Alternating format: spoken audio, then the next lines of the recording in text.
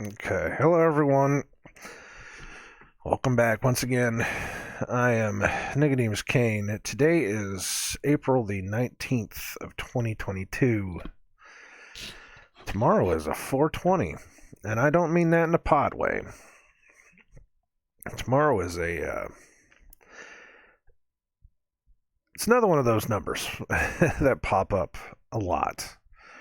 Um,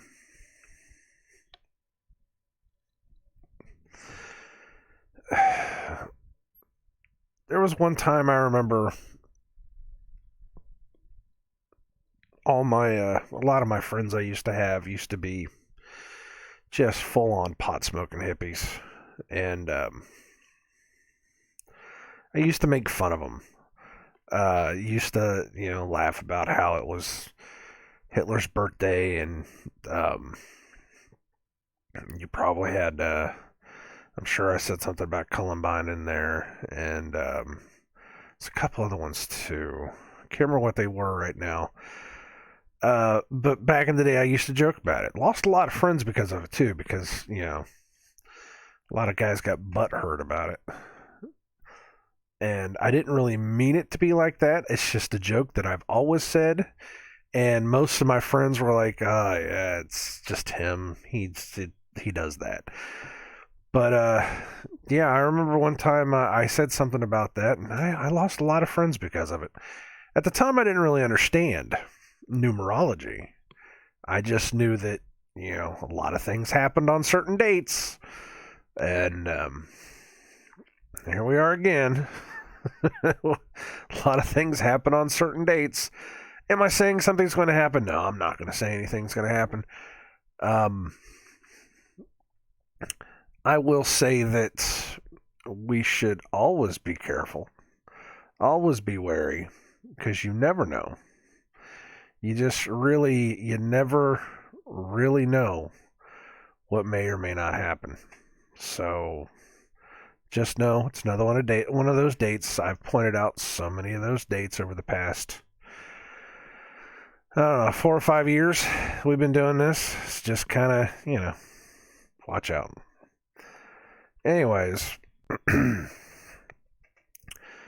today we're reading Psalm 127. It says this is a song of degrees for Solomon. So if you guys want to follow along, I'll give you a second to find your place. Um, I am a little bit disoriented today. I had a crazy haunted movie dream.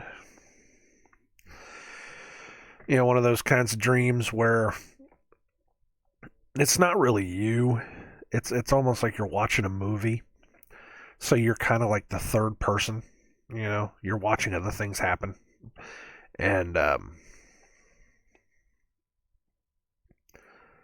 just one of those weird, crazy haunted dreams that I don't know. I was really stuck into it. I kind of understood that where I was and what I was doing wouldn't hurt me, so I wasn't scared of it so much. But there was that increasing feeling that something was not right, something was not good about the dream.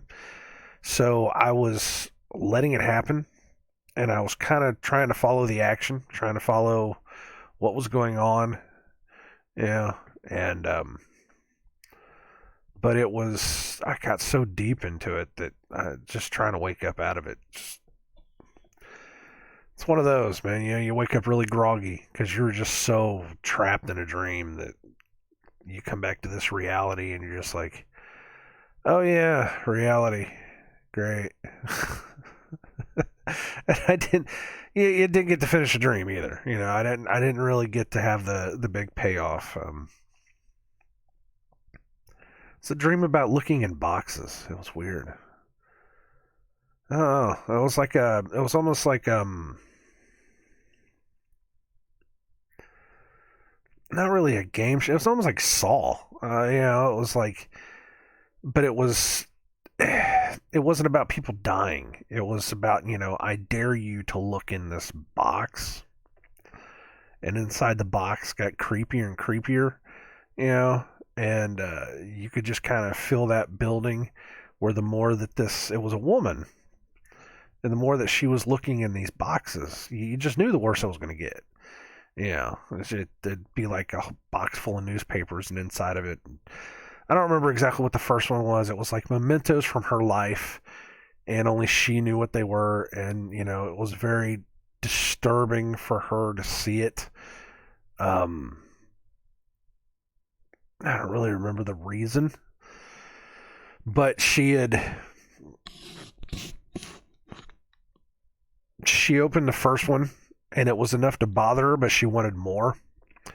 And there were two other guys with her, and they kept telling her no. They kept trying to push her away from it, and she wound up going back to this. It was like a warehouse or something. It was like a not a big warehouse, but a small warehouse, almost like a really small factory. But it was empty. The only thing that was in there was like a table and candles for some reason, and these boxes that would appear. And she opened up the second one. She dug down into it, and it was pictures and all these things where like her face was marked, standard horror stuff. All this, and inside was like this teddy bear. This wasn't really disturbing. It was just the face on it was weird, and she got all freaked out about it. And it's like you had to do something to make the boxes appear. I don't remember exactly what it was, but you had to do something, go to a certain place or like say a certain thing, or I don't remember what it was. And it got to the point to where she wanted to see the third one, and one of the guys that was with her left because he didn't want to see it. He didn't want to be a part of it because it was apparently there were people that were coming after them, like the cops or something. It was weird. I don't know. It was one of those dreams. And, but she thought she could get the third one to appear before anything else happened. And the third one did appear, and it was like this really long, 6-foot long suitcase. I know, it's a crazy dream. What do you expect? Old, beat up, suitcase, but it was like 6 feet long, about the size of a coffin. And you knew what was in it, but, she wanted to get in it anyways. And that was about when I woke up. I didn't get the payoff. I didn't get to see who was in the box. Because there was somebody in the box. It's a 6-foot long box. What do you expect? So I don't know. So I'm a little out of it, man. I'm sitting there in the shower while I was brushing my teeth, combing my hair. I'm like, what does that mean? What's going on there? What the heck is this? So I don't know. I don't know. Sometimes those dreams like that, I question if they really truly mean anything. Then again, sometimes I'll ask the Father, what does that mean? What was that? Why? But stuff like that, I think it's just my subconscious just putting horror movies together. I could, if I could remember half of my horror dreams, I could probably make a million scripts and send them off to Hollywood and be a millionaire. But I don't ever remember them. I only remember bits and pieces, and usually 2 days later they're gone. I never really record them, except for today. I just recorded that one, so there you go. Anybody wants to take that and turn it into a movie, there you go. I hope that you find your fame and fortune. If you do, all I ask is that you come back and fix my house, and we'll be good. Anyways, Psalm 127. Psalm 127. This is a song of degrees for Solomon. Except the Lord build the house, they labor in vain that build it. Except the Lord keep the city, the watchman waketh, but in vain. It is vain for you to rise up early, to sit up late, to eat the bread of sorrows. For so he giveth his beloved sleep. Lo, children are an heritage of the Lord, and the fruit of the womb is his reward. As arrows are in the hand of a mighty man, so are children of the youth. Happy is the man that hath his quiver full of them. They shall not be ashamed, but they shall speak with the enemies in the gates.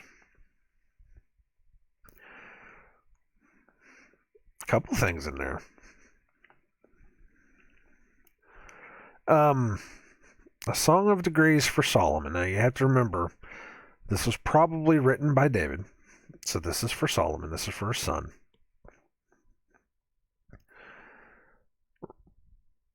Writing about how happy he was having a kid. So there's a lot of things in here about children. A lot of things in here about vanity. Did you catch all that? And we all know my thing about vanity.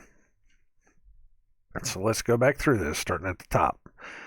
Except the Lord build the house, they labor in vain that build it. If the Father, if God is not building your house, if your house is not built upon the Lord, if your house is not built in that holiness, they labor in vain that build it. They labor in vain, their vanity.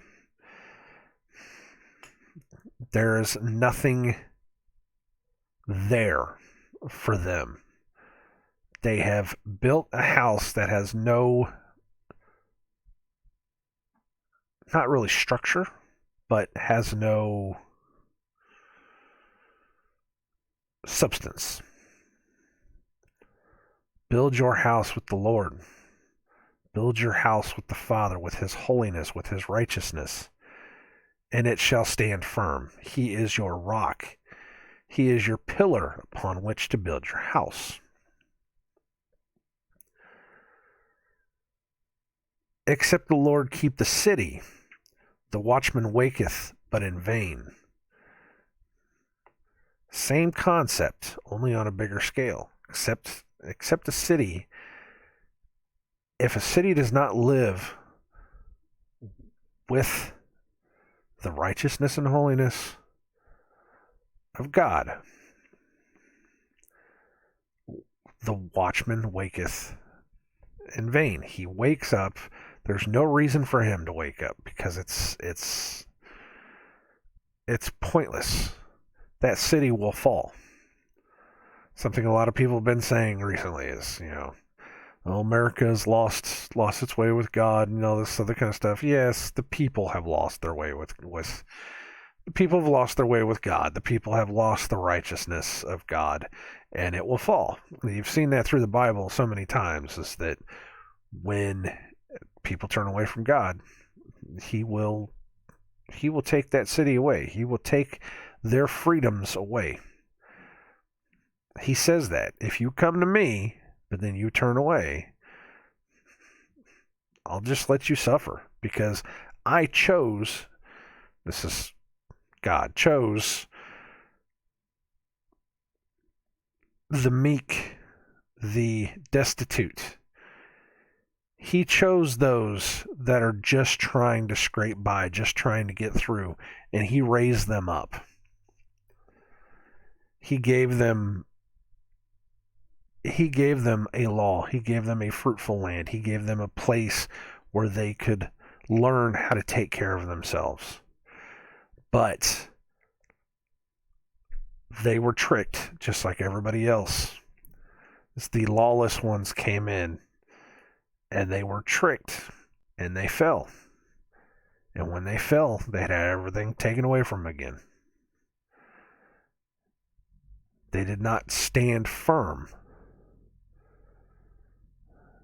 They got tricked into giving everything away again, and they lost it all. Because he doesn't have to worry about the people that are on top. He doesn't have to worry about the generals with the big, huge armies. He doesn't have to worry about the people of the world that are, they've got the millions of dollars and they're, making it through, and he doesn't have to worry about them. They don't care about God. They're only in it for themselves. They are the vain, proud people of this world that think that they know everything, that think that they are on top of everything. And they're already there. They don't have to worry about it. It's the meek. It's the ones that God pulls. He pulls out of the bottom and raises them up. And he says, stand firm. Stay with me. But then they fall away. And then they fall right back to where they were. Some of them will sell out completely and will go straight over to the other side, make millions, and do all the other stuff. And then they'll claim that it was God, but it wasn't God. That was their own vanity. That was their own evil, their own darkness. Gave them all of that. So accept that the Lord keep the city. Accept that the city be of God. It is useless to watch over it because it's going to fall. And it says time and time again, do not let evil into the gates. Do not let the wicked ones come in and start spreading their nonsense. Do not let evil beget evil. We've talked about this several weeks back, and I just had that thought in my head the other day too about when was it?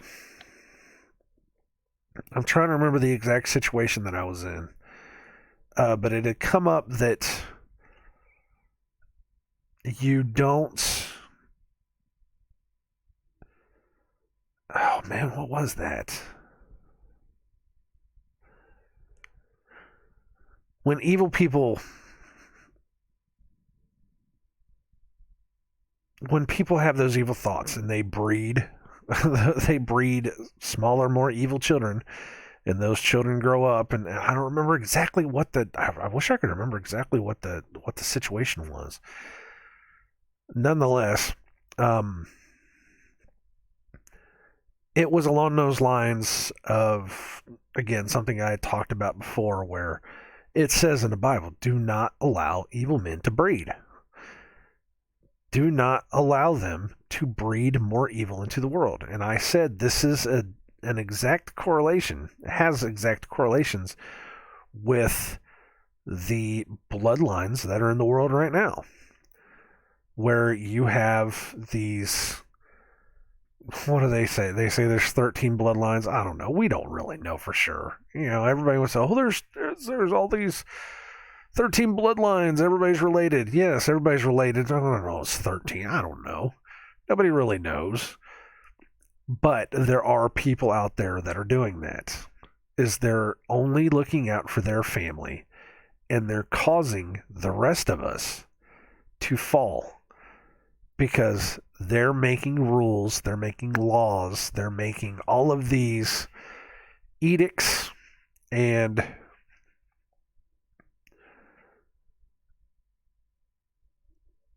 I can't think of the word.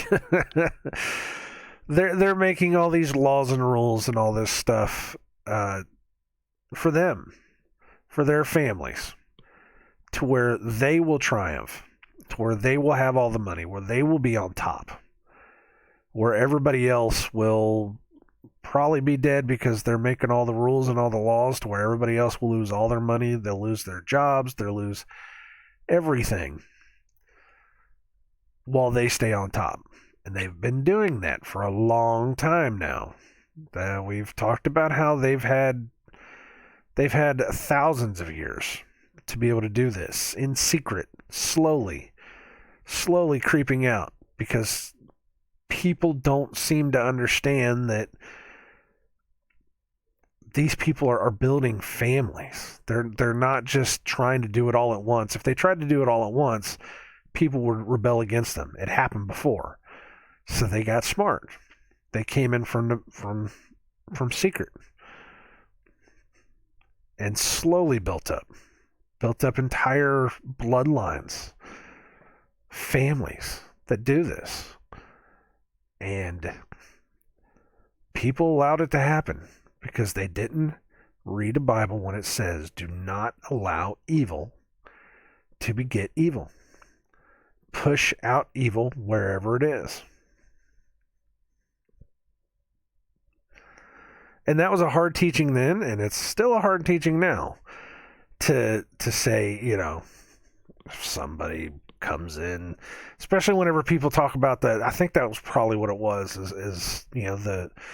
I was thinking about the worst parts of the law, because I was probably thinking about, there are no bad commandments. But then one could talk about the ones where it says, take whoever out into the street and stone them, or, crucify somebody up against a tree if they don't believe, and all this stuff.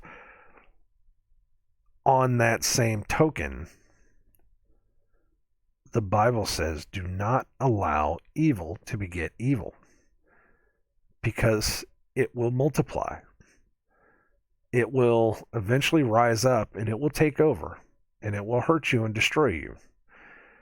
We had the tools, we had the means to be able to tell these people to turn. But instead of trying to fix it, instead of trying to tell people, no, that's not the way it is, we just succumb to their delusions. We succumb to their vanities, like we're doing now. Exactly like we're doing now, because somebody thinks that they can be something that they're not. And they're forcing you to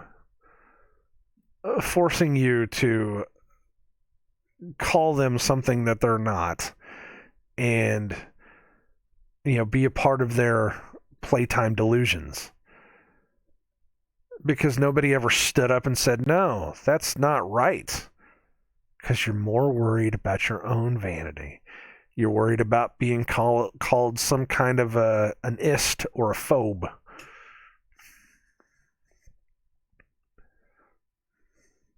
Stop being scared of it.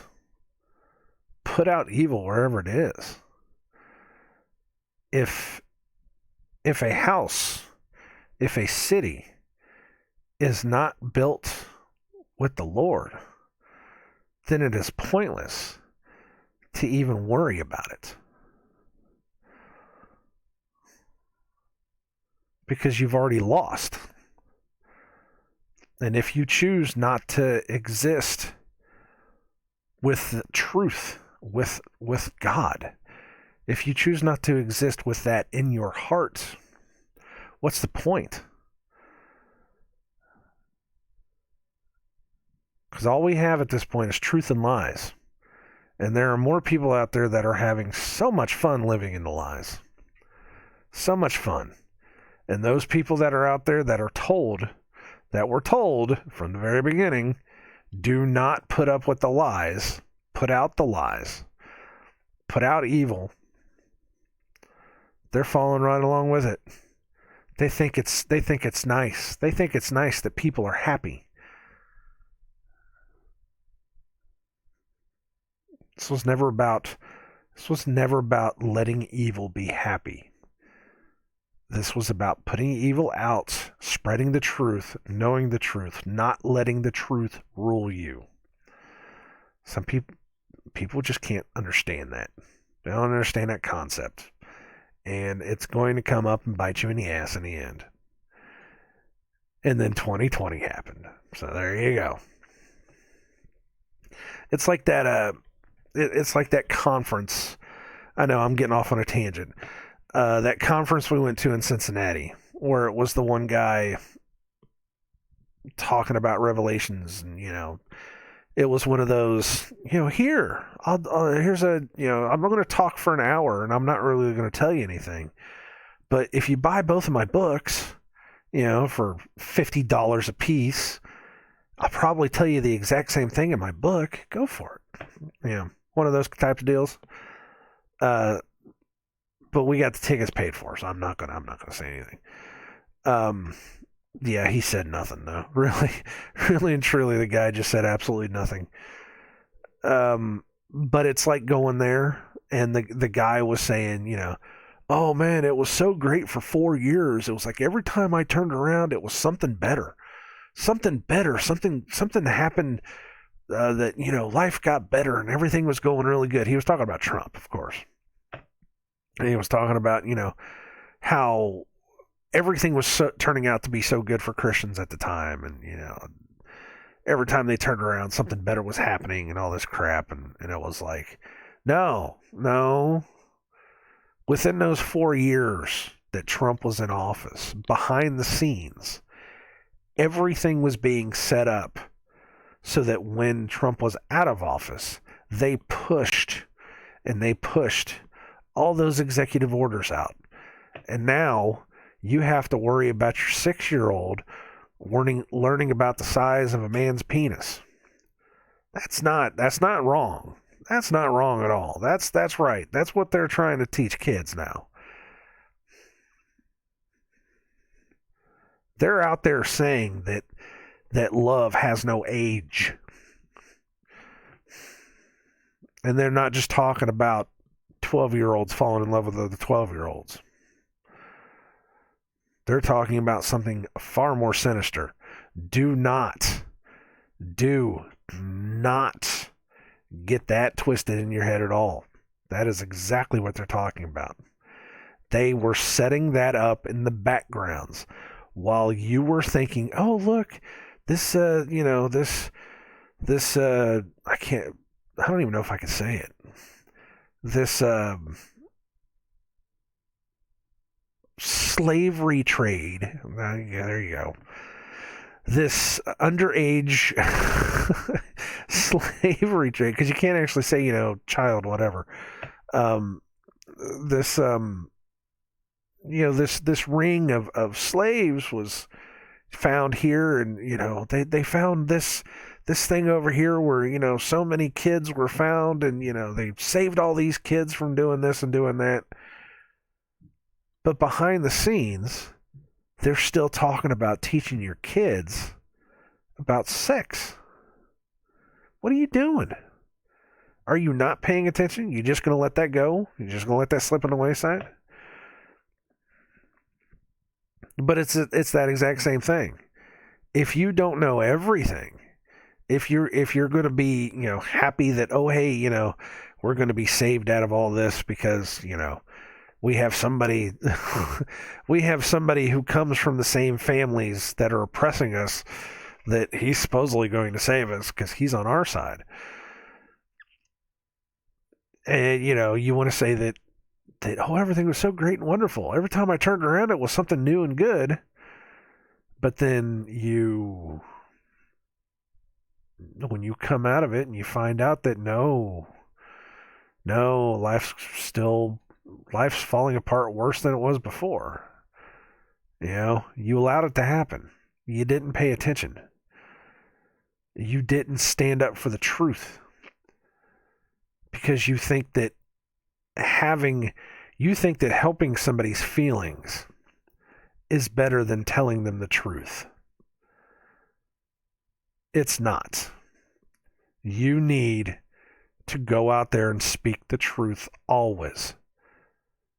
This is not about people's feelings. This is about the truth. I'm not going to play along with your delusions. I'm not going to play along with your playtime delusions. If you want to play, you keep it at home. We knew that for a long, long time until just recently, whenever they wanted to bring that crap out into the public. Of course, now they think it's cool to bring all of their sexual perversions out into the public. No, you keep that at home. If you want to do that crap, you do it at home. You bring it out into the streets and you're just creating another Sodom. And it's the people that know the truth, that have the word of God behind them, the ones that can fight back. They're not fighting it back. They're letting it happen. Some of them are even embracing it. And if you're embracing it, you're part of the problem. And I don't want to hear anything else about it. If you're embracing it, if you go along with it, you're part of the problem, and you should probably get off my channel right now because I'm not your friend. That's just the way it's going to be. I pray that you come back to some kind of sanity and you come back to God and you have him tell you the truth and you stand up and you fight for it. But if you choose not to fight for it because you think that love is the only way that you're going to get through this, you're wrong. You're wrong. When you are called to treat someone the way you would want to be treated, if you would want to be treated with vanity and lies, you were never of God to begin with. Tell them the truth. You know how I want to be treated? I want somebody to tell me the truth. I want somebody to open my eyes to the world. Do not lie to me. But if you lie to somebody else, you are not treating them the way that you want to be treated unless you want to live in the lie. And if you want to live in the lie, then you are not of God to begin with. You are not of Christ. Christ is the truth, the life, and the way. Anything else is vanity, is of the devil. That is literally what your book says.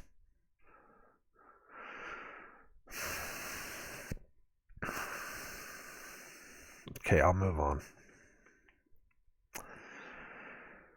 It is vain for you to rise up early, to sit up late, to eat the bread of sorrows. For so he giveth his beloved sleep. It is vain for you to rise up early and to sit up late, to eat the bread of sorrows, to feel sorry for yourself, to see if we can find something more about that, to exist. 27.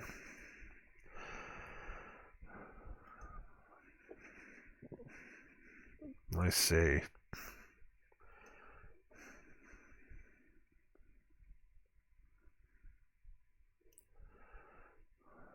Start early in the morning. Okay.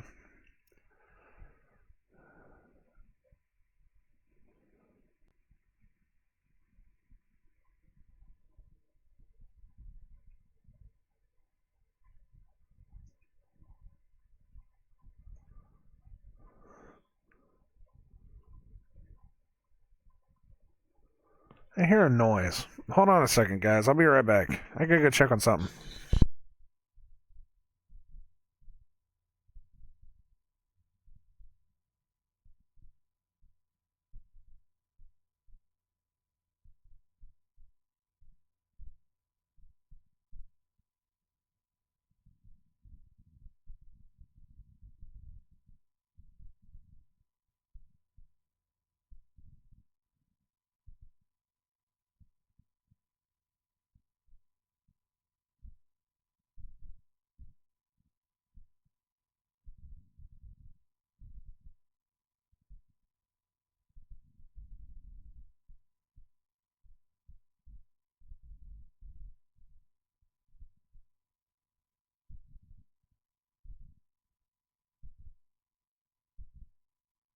Very sorry about that. I had to go check a noise. I heard water running. And of course, any kind of water running out here, I have to worry about.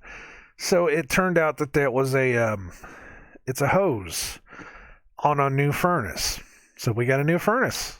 Yeah, we had the guys come out yesterday and installed a new furnace, installed a new air conditioner, and they had to have a drain hose, which apparently I'm going to have to remaneuver. They have to have a drain hose, and it drains into the sump pump pit, and it makes a lot of noise. So I'm gonna have to change that because it just sounds like running water. It sounds like running water in a pool of water, and I was like, oh crap, what is that? Sorry about the dead space. I really am. I am. I hate doing that, but I already said I don't like. I don't like. I don't like trying to edit these videos because every single one of the editors that I try only makes it worse. So where were we? It is vain of you to rise up early, to sit up late, to eat the bread of sorrows, to eat the bread of pain, to eat the bread of toil, to labor. So he giveth his beloved sleep. So that is probably, it is vain of you to rise up early, to sit up late, to eat the bread of sorrows, to eat the bread of pain, to eat the bread of labor, to constantly labor.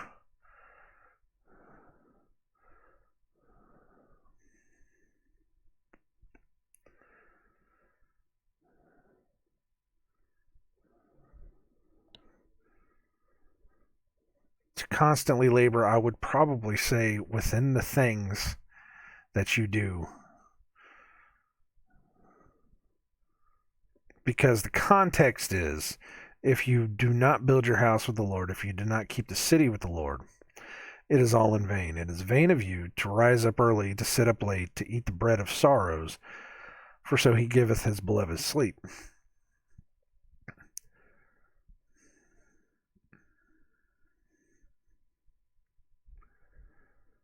Because God doesn't want you to constantly work. That's a teaching that is inside of the Bible several times, is that God doesn't want you to constantly be laboring. He talks about the sleep. He talks about the rest. He talks about the rest in him. About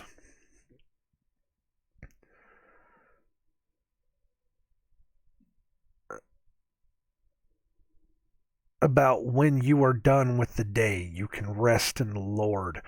About taking that rest on the seventh day, on the Sabbath. About all of the feasts being about resting. It's about not constantly working, about overworking yourself. There's always that underlying message of he made all this for us. That we don't, the more we labor under it, the more that it owns us. The things that we do for money, if we don't give our money away, that it constantly comes back to us in the form of material possessions that are only there to harm us. They're not there to help us. That the things you own eventually own you. The whole concept,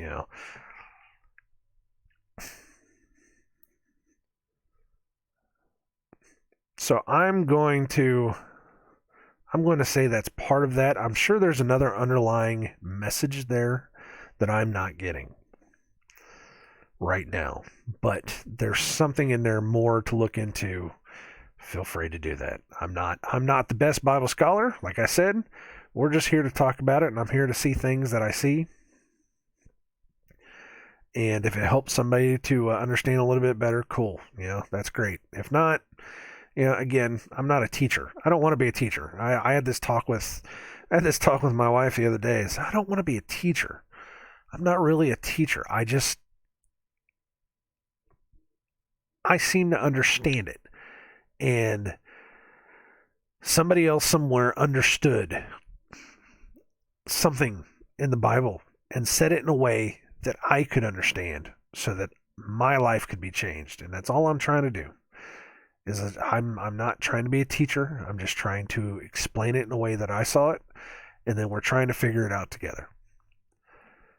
Because there are so many people out there that do claim to be teachers, do claim to be completely, learned and scholarly, and they'll come and they'll say, well, this means, oh, excuse me, a little hiccup there.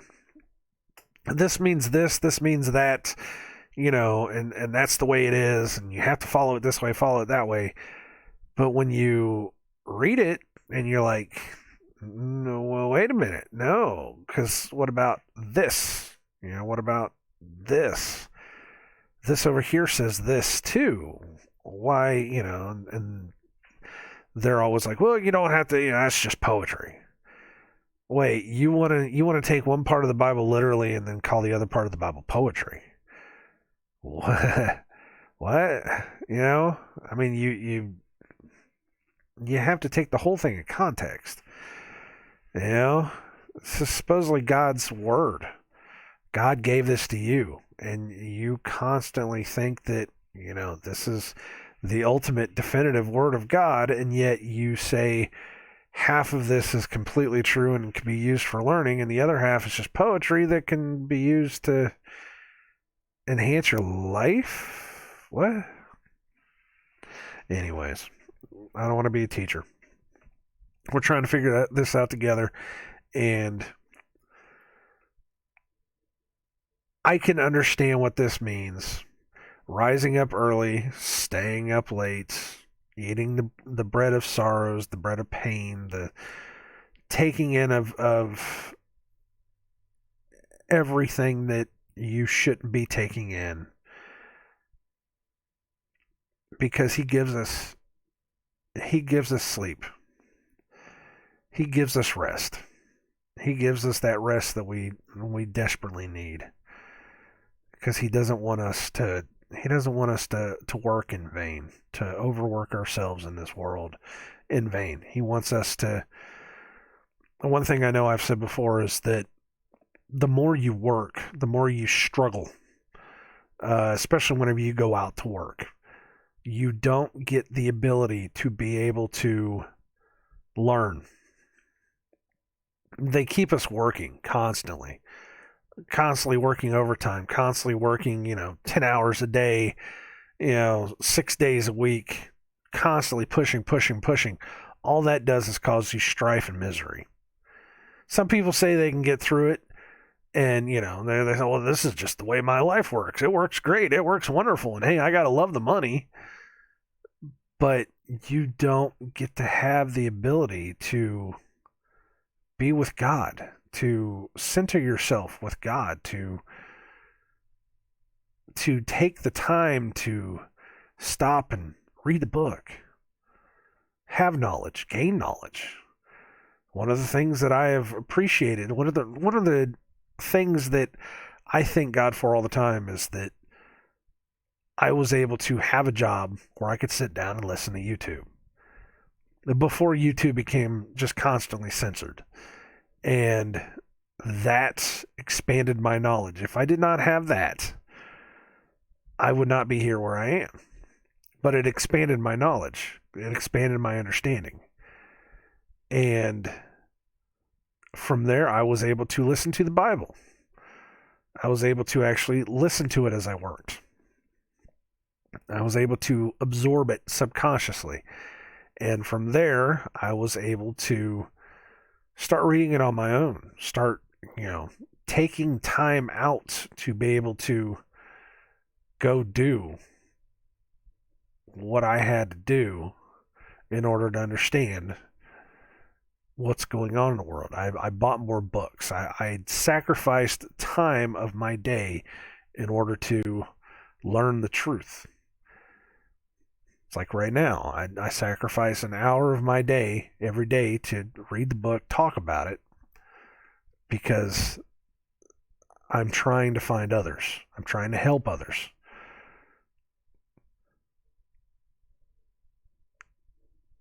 And that's not, I don't consider that to be in vain. I hope it's not in vain. I've tried my damnedest not to make this be in vain.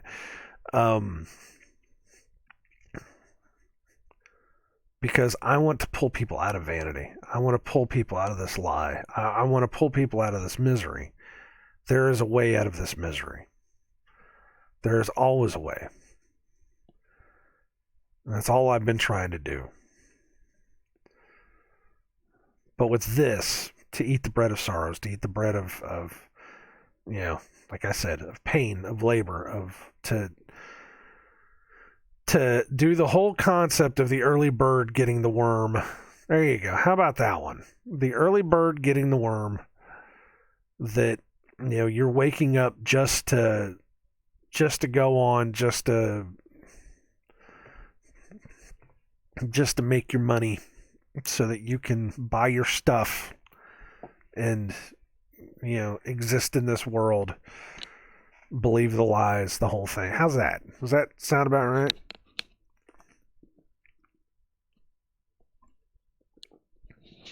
I would hope that sounds about right.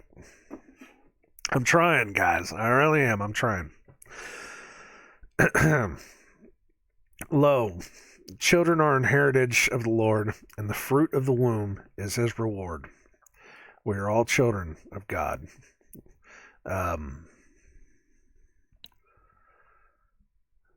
Another tangent. There's somebody posted the other day about being children of God, to know God and to know God's love is to be a children of God, to be born of God.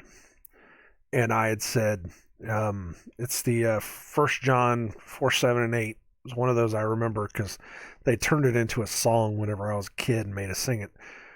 But it's, beloved, let us love one another, for love is of God, and everyone that is born of God and knoweth God. And he had said, are you born of God? And I said, anyone that is born of God and knoweth God is born of God. Anyone that does not know God, that wants to believe the lies, is born of man. That's the separation. He said we have to be separate of this world. And that's the truth. Be separate from the people. This is one of the things that I have been railing against over and over and over again. The vain, the proud, the lies, every single little thing over and over again. There are two separate people in this world.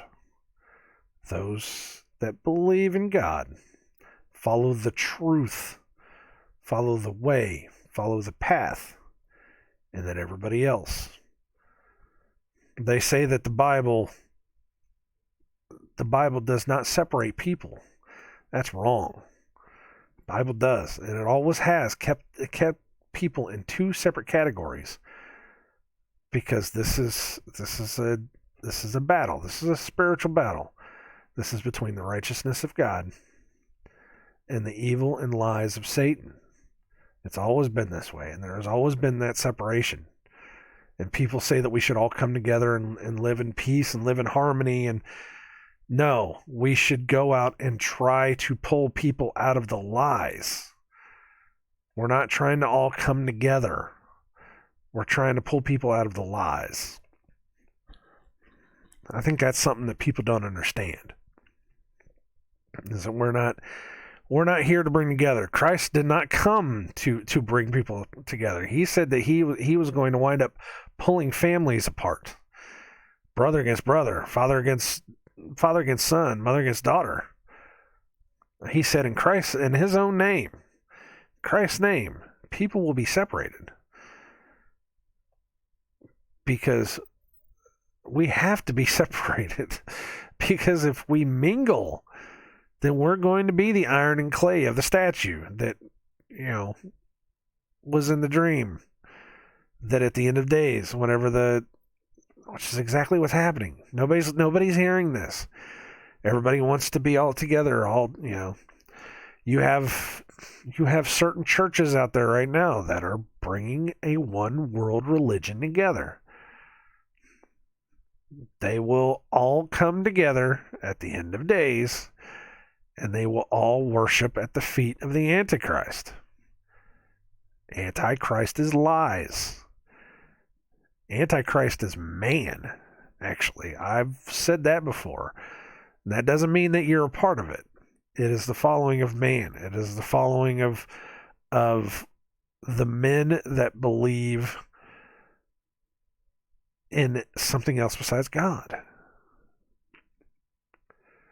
It's a hard teaching. I know this. I hear it. because you've been so programmed your entire life to think, oh, Christians just want everybody to be happy, to be together in peace. If you're going to be Christian, you have to, love everybody, treat everybody the way you would want to be treated. Give them everything. If somebody, wants to come along and pretend that they're a plant, you have to respect their wishes. If somebody comes up to you and says that they're a full-on Satanist and that they want to go eat babies and kill goats and kill little puppies, whatever. Oh, we're just supposed to let that happen. Tell them that we love them and we're supposed to let that happen. No, man, the Bible says we're supposed to put them down. I'm not advocating killing anybody. I'm not doing that at all. We're supposed to put out evil everywhere. We're not supposed to allow it. I am trying to find the connection. One of the things that Christ said in the New Testament towards the end is that we have to find our peace for ourselves. We have to find our communities, the places where we can all be together.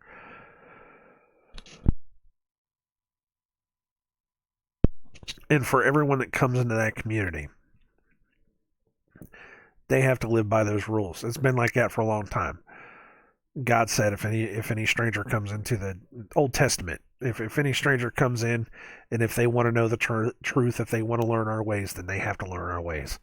If not, they have to be put out. They have to be put out, and they cannot be here. But if they want to come in, learn our ways, and be good, and do all that, that's fine. Don't let them fall away. And he made strict rules. Once somebody starts falling away, they're out of here.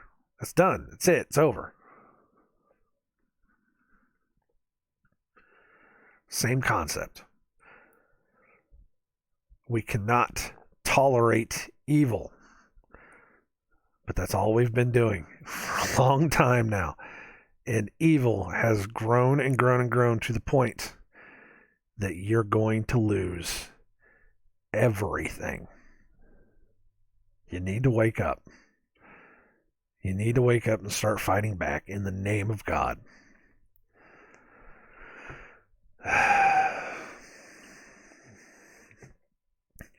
Children are an heritage of the Lord, and the fruit of the womb is his reward. As arrows are in the hand of a mighty man, so are children of the youth. Think about that for a second. A mighty man is able to put arrows exactly where they need to be. So are children of the youth. Happy is the man that hath his quiver full of them. They shall not be ashamed. They shall speak with the enemies in the gates. They shall be able to, looking for this passage here, they shall be able to speak the good word of God from the mouth of babes. I know that's in the Bible somewhere too. They shall be able to know and preach the word. They shall be able to speak with the enemies in the gates. Children, small children, do not let the children stray. It would be better if a stone were to be tied around their neck than to cause any of the children to stray away from me.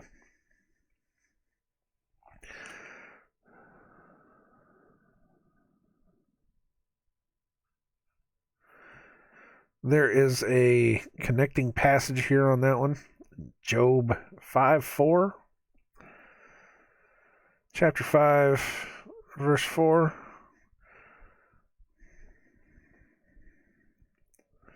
His children are far from safety, and they are crushed in the gates. Neither is there any to deliver them.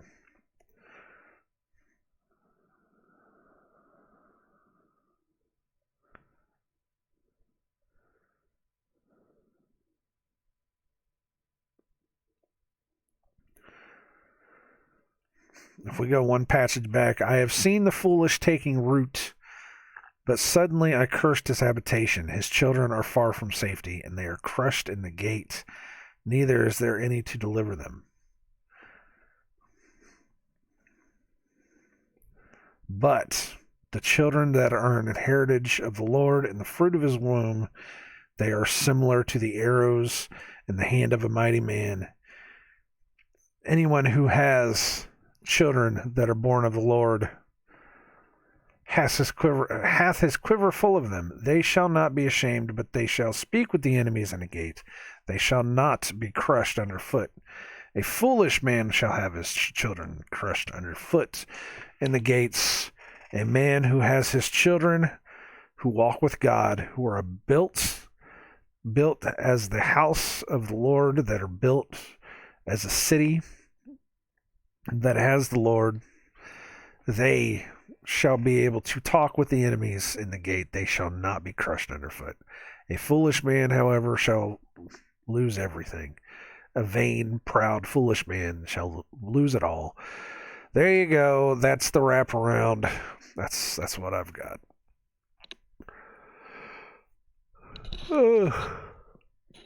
I am sorry.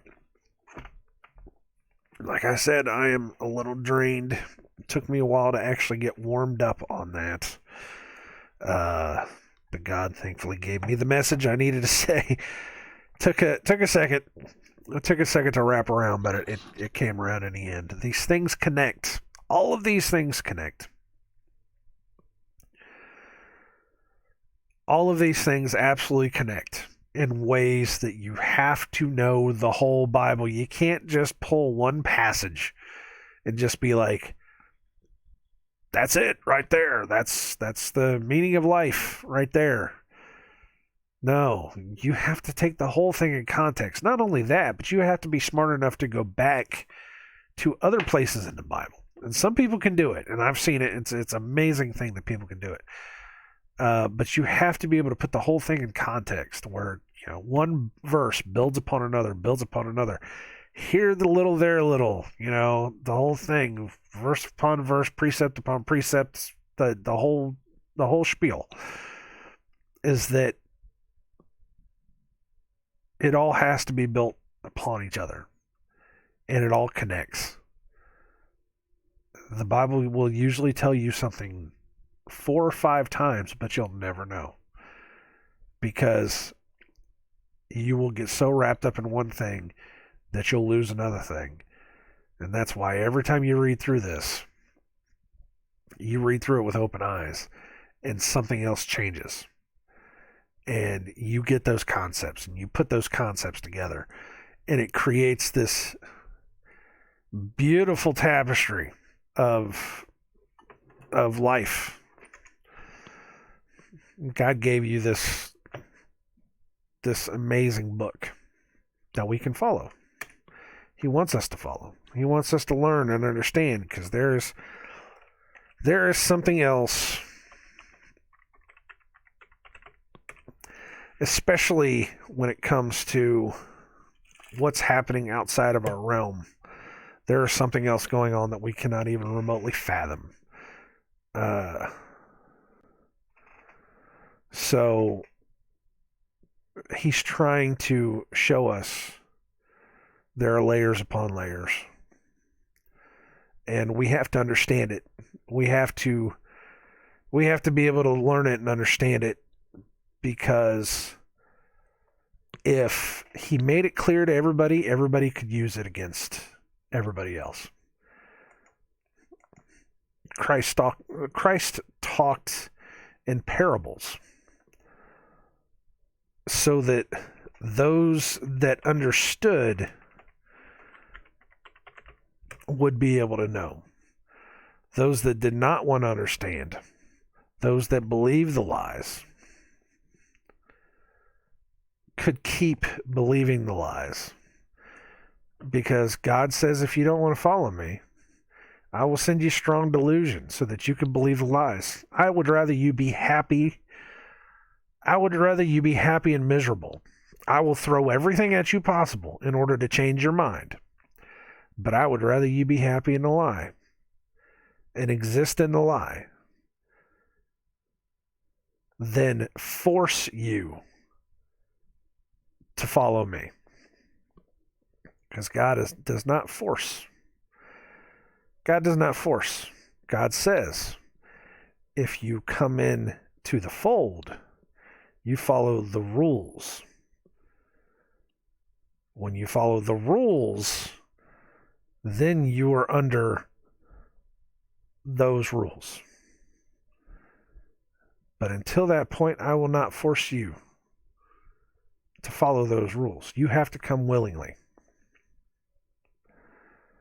And I think the biggest problem with a lot of people is that they didn't like the rules, so they just kind of threw them out. Oh, I don't want to give up, I don't want to give up all my vanity. So I'm only going to say that I am saved and that I can get through life without having all this other kind of stuff. I don't have to follow all these things. I do so enjoy the holidays of this world. Oh, these little pagan rituals. They're not pagan rituals. Oh, we can allow our children to believe in fictional characters. We can have all this stuff because the rules, it's just too much, man. It's just too much to follow the rules. We don't need to follow rules. And we can just go through life. We'll be just fine. And while we're going through life, hey, we'll dabble in some of the other stuff. Oh, don't say that don't say that these body movements that we do are part of some other religion that we don't know. It's okay. We can mix and mingle religions. It's all right. God knows my heart. He knows my heart. He knows I'm here. He knows I'm at. No, don't tell me that, I'm supposed to follow certain ways. No, it's okay. It's all right. I'll be just fine. Man, we're trying to help. Man, we're just trying to help. And if you're not going to listen, if you're going to fall willingly into the traps and the darkness and the evil of this world, then what you get what you get. That's all I can say, man. You get what you get. I can't help you. I can't help you. I really can't. I'm trying. And not a lot of people, man, so many people want to argue with you. And it's like, I'm not here to argue. I'm here to tell you straight up. I'm here to tell you what's in the Bible. I'm here to tell you what I think about it. I'm here to tell you that I could be wrong. 100% I could be wrong.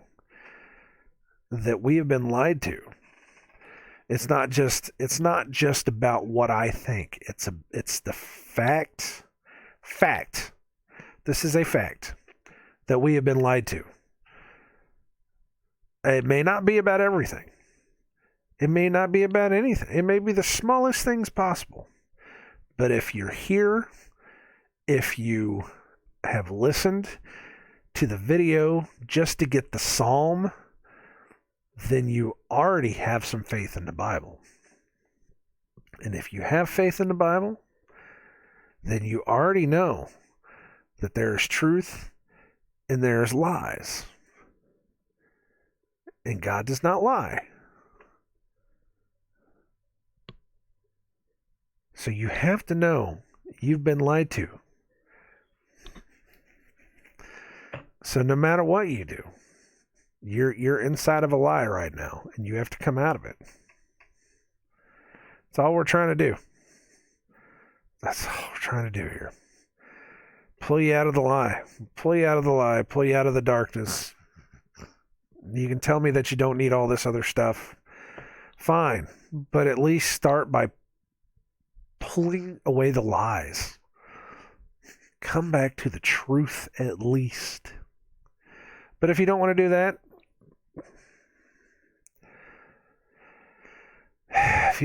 that, then I am sorry. I feel sorry for you. You're being lied to and manipulated, and God doesn't want that for you, but God'll let you have it. You choose to believe in a lie, and you're being deluded. Sorry. I don't know what else to say. What else do I say here, guys? All right. I am already logged into my computer. It's time to go to work. Time to go to work. Time to make that money. Wake up early. Wake up early in vain. Stay up late in vain. Is it though? Is it really? I'm going to have to talk to God about this.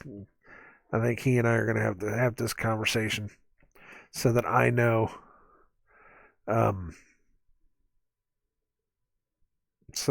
if I'm not doing it in vain. Hopefully I'm not. The house is working exactly the way that we said it was going to work. We have a big, huge house just in case that my stepdaughter, my wife's daughter, just in case she needed a place where she can go. Her lease came up. They have a place where they are living right now with us because we have a big enough house. So I'm waking up early to make money, to be able to support the house, to be able to put them in here. Is that vain? Is that vanity? I don't know. I'm going to have to talk to God about that. See, I can check myself. So, all right. Anyways, you all take it easy. I am. I'm doing my best not to piss everybody off all at once. But, hearing the truth, hearing the truth is gonna piss you off before it makes you feel good. It really is. So, anyways, you guys take care of yourself. God bless every single one of you. I will see you all tomorrow, and we shall go from there. All right. Take care of yourselves.